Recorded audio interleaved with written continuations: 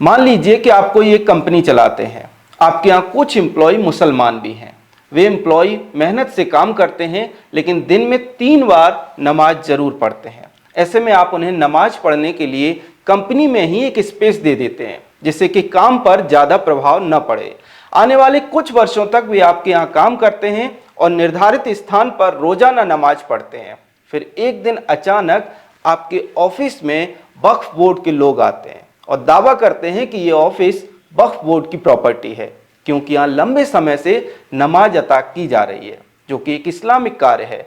आप कहेंगे कि वे ऐसा कैसे कर सकते हैं, तो आपको समझना होगा कि कांग्रेस की सरकार ने वक्फ कानून बनाकर उन्हें ऐसा करने का अधिकार दिया था। इस तरह से किसी भी संपत्ति पर दावा करना ही वक्फ बाय यूजर है, जिसका प्रावधान कांग्रेस सरकार ने वक्फ कानून 1995 में किया था। दोस्तों, हम जानते हैं कि आप बहुत समझदार हैं। आप कहेंगे कि ठीक है, उन्होंने दावा किया है तो हम कोर्ट चले जाएंगे, लोअर कोर्ट, हाई कोर्ट और सुप्रीम कोर्ट तक जाएंगे। तो आपको बता दें कि उनके दावे के खिलाफ आप देश की किसी भी अदालत में नहीं जा सकते।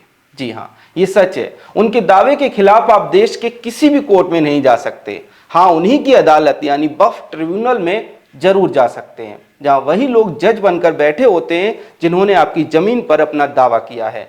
इस ट्रिब्यूनल का फैसला ही अंतिम होता है, कुछ रेयर मामलों को छोड़कर। ध्यान से देखिए, ये कोई कहानी नहीं है, कोई कपोल कल्पना नहीं है, बल्कि 21वीं सदी में कांग्रेस ने देश में ऐसा कानून बनाया था। ये कांग्रेस का कानून है। आप कहेंगे ये तो बहुत गलत बात है, वक्फी शोषक है, वक्फी वकील है, वक्फी जज है। तो दोस्तों, यही तो है वक्फ कानून 1995, जो अभी तक देश में लागू था और जिसे अब सरकार संशोधित करने का प्रयास कर रही है। मोदी सरकार ने संशोधन में वक्फ बाय यूजर के इस प्रावधान को हटा दिया है। इसलिए तो टीएमसी सांसद कल्याण बनर्जी समेत विपक्ष के कई दल और मुसलमान परेशान दिखाई दे रहे हैं। देखिए, under clause 3 Roman 9B existing clause CR 1 has been omitted. That means walk up by user is being taken away. Walk up by user is a long standing practice of Muslims. In our country, walk up by user is a very common practice, and decades after decades at a time immemorial. Walk up by user is a practice. The concept of walk up by user was recognized in our country in the case of courts of words for the property of Magdam Hassan Baksa versus Illahi Baksa and others, 1912, SCC online, page 45. Madam, the Honorable Apex Court in the matter of Sayyid Muhammad Salih Labbai, dead by Elar and others versus Muhammad Hanifa versus Elar and others, 1976, 4 SCC 780. In paragraph 34, 36 and paragraph 39, categorically accepted this walk-up by user. The necessary in case of prayers offered in congregation. A single Muslim can also offer his prayers with or without an imam, but a prayer is in a congregation of a Jannat are offered only behind an imam who leads the prayers. And Islam is an extremely modern and liberal religion. आपने देखा कि कैसे वक्फ by user के लिए मुस्लिम तुष्टीकरण करने वाले दल विलाप कर रहे हैं। ये विलाप इसलिए है क्योंकि लंबे समय से इस प्रोविजन का इस्तेमाल करके वक्फ बोर्ड जमीनों पर कब्जे करता आ रहा है। कुछ उदाहरण देख लेते हैं। सितंबर 2022 में तमिलनाडु के वक्फ बोर्ड ने दावा किया कि तिरुचिरापल्ली जिले का थिरुचेंदुरई गांव हमारा है, मतलब पूरे गांव की जमीन वक्फ बोर्ड की है। याद रखिए, गांव हिंदू बाहुल्य है, गांव में सैकड़ों वर्ष पुराने मंदिर हैं। इसके बाद भी वक्फ बोर्ड ने वक्फ बाय यूजर का इस्तेमाल किया और गांव पर अपना अधिकार जता दिया। इसी तरह से गुजरात के वेट द्वारका के 2 आइसलैंड पर भी वक्फ बोर्ड ने अपना क्लेम कर दिया कि ये तो हमारे हैं।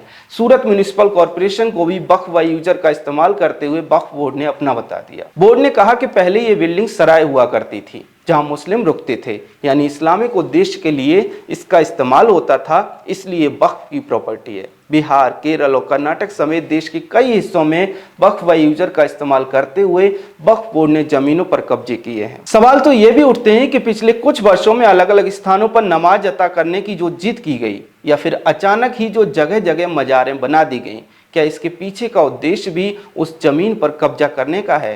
क्योंकि जब नमाज अता की जाएगी और लंबे समय तक की जाएगी तो वक्फ बोर्ड उस जमीन को वक्फ बाय यूजर प्रावधान से अपना बता सकता है। इसी तरह से जिस स्थान पर मजार बनाई गई है, वक्फ बोर्ड उस जमीन को भी अपना बता सकता है, क्योंकि जमीन का इस्तेमाल इस्लामिक कार्य के लिए किया जा रहा है। सवाल है कि क्या इसीलिए गुरुग्राम में खुले में नमाज अता करने पर विवाद खड़ा किया जा रहा है, या फिर दूसरे स्थानों पर मस्जिद को छोड़कर दूसरी जगहों पर इसीलिए नमाज पढ़ी जाती है?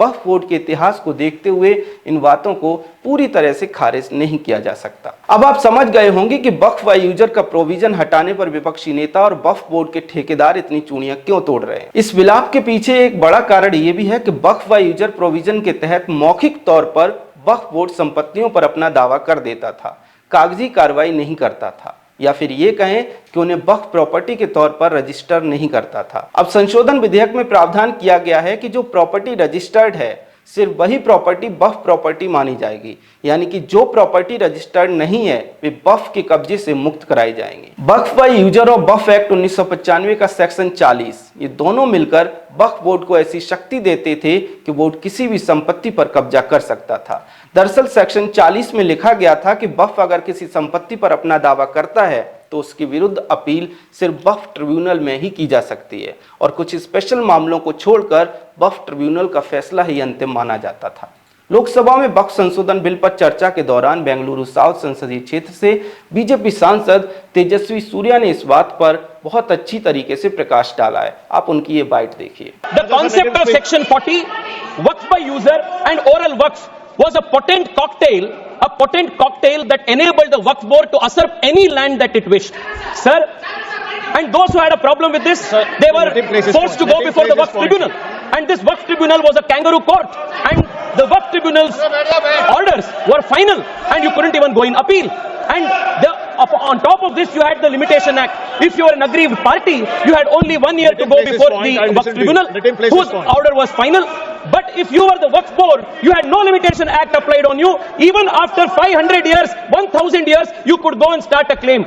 This was the Frankenstein monster that was created by the Waqf Act of 2013, where the Waqf board was judiciary, legislature, executive, all rolled in one.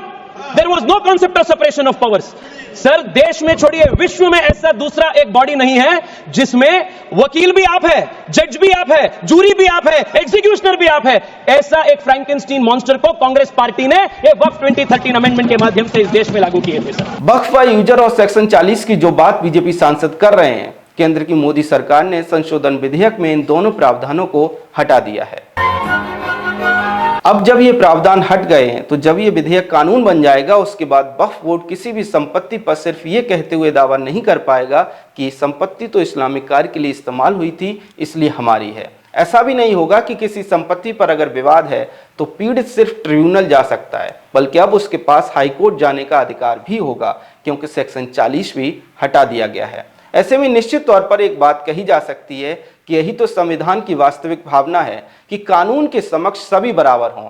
ऐसा ना हो कि एक मजहब के लोगों को दूसरों की जमीन कब्जाने का अधिकार दे दिया जाए। खैर, वक्फ व यूजर और सेक्शन 40 को वक्फ कानून से हटाया जा रहा है, इस पर आपका क्या कहना है? कमेंट सेक्शन में हमें जरूर बताएं। अगर आपको हमारा कंटेंट पसंद आता है तो हमारे चैनल को फॉलो भी कर लें। जय हिंद।